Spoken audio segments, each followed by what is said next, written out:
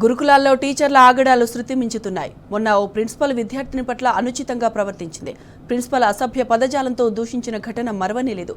ఇప్పుడు నాగనూల్లో మరో టీచర్ రెచ్చిపోయింది. కస్తూర్బా గాంధీ గురుకుల పాఠశాలలో ఇంగ్లీష్ టీచర్ కళ్యాణి సైకోగా మారింది.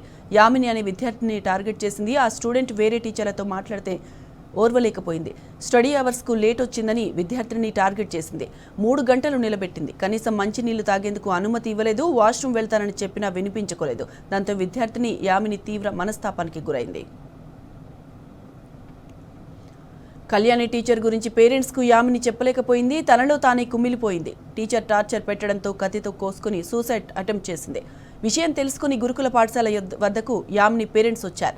ఏం జరిగిందో తెలుసుకున్నారు. వెంటనే సదరు టీచర్పై చర్యలు తీసుకోవాలని డీఈఓను డిమాండ్ చేశారు. లేదంటే కలెక్టర్ వద్దకు సమస్యను తీసుకెళ్తామని అంటున్నారు. యామినికి విద్యార్థి సంఘాలు బాసటగా నిలిచాయి. విద్యాశాఖకు మంత్రి లేకపోవడంతోనే సమస్య వస్తుందని మండిపడ్డారు. గురుకుల పాఠశాలను గాలికి వదిలేశారని ఆగ్రహం వ్యక్తం చేశారు. జరిగిన ఘటనపై విచారణ జరిపిస్తున్నామని ఎంఈఓ కవరింగ్ ఇచ్చారు. నేను ఇప్పుడు ఈ సంవత్సరమే వచ్చిన. నేను వేరే మేడం దగ్గరికి డౌట్స్ అడగడానికి వెళ్తే కూడా మేడం ఏమంటది, నువ్వు నా గురించి ఏమో చెప్పడానికే పోతున్నావు అది అని అన్నది. అంటే ఏం లే మేడం, మీరు నన్ను తప్పుగా అర్థం చేసుకుంటారు అన్న కూడా వినలేదు. సరేలే ఉండని మేడమే అనుకోని మేడం అనుకుంటాను అనుకున్నా. నైట్ ఇంకా అంటే నిన్న మొన్న వేరే మేడం వాళ్ళు వస్తే నేను చెప్పిన మేడం ఇట్లా అంటుంది మేడం అంటే, మేడం ఉండి ఇట్లా వేయకు అమ్మ అని చెప్పింది మేడంకి. మేడం ఉండి ఇంకా ఏం చేయను అని చెప్పింది. మళ్ళీ నేను నైట్ డ్యూటీ ఉన్నది. మేడం నన్ను లేపి 3 hours నుంచి పెట్టింది. అట్లయినా నేను పక్క కలనివ్వలేదు. నన్ను వాష్రూమ్ పోనీలేదు, వాటర్ కూడా తాగలేదు.